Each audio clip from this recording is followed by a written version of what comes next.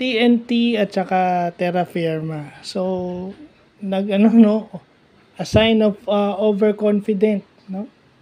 Kasi lamang na sila nung una nung first half, first quarter, second quarter itong TNT, and number 1 sila sa team standing. So, alam nilang Terra Firma is hindi pa nananalo at alam nilang walang depensa, kaya ayun.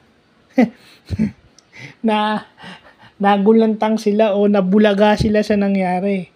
Dahil out of nowhere, nagpapapasok na yung tira ng Terra Firma. Kasi Terra Firma got longer rotation. Kahit na hindi sila nananalo, mahaba yung rotation nila. Ginagamit nila halos yung 13 players daw yung Terra Firma. They are using 11. So again, yung weakness ng short rotation. So yun. And si RHJ at saka si Calvin Oftana lang yung umiis ko yung 70% ng shots mo.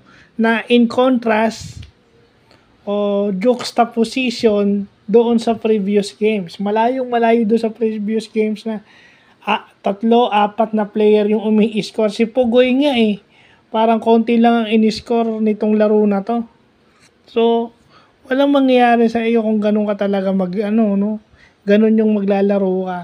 And again, yun na nga, siguro sa tingin ko overconfident na lang sila kasi short rotation kayo kasi Terra Firma kalaban overconfident lang yung ginamit mo. Hindi nyo akalain ganun yung lalabas na laro.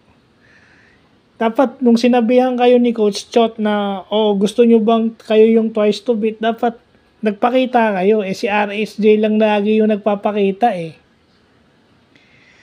Yung import nyo lang yung laging may ganang magpakita. Di ba?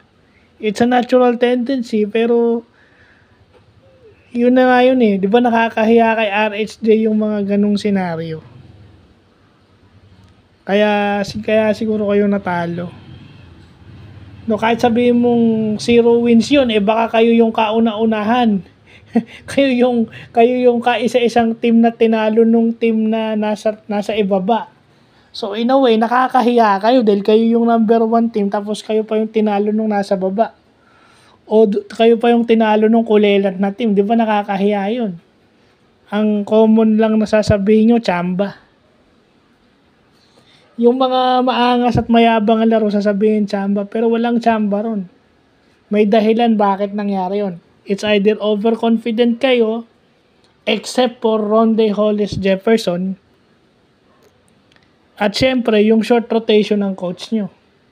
Na kasalanan naman ng coach nyo. So, yun lang po.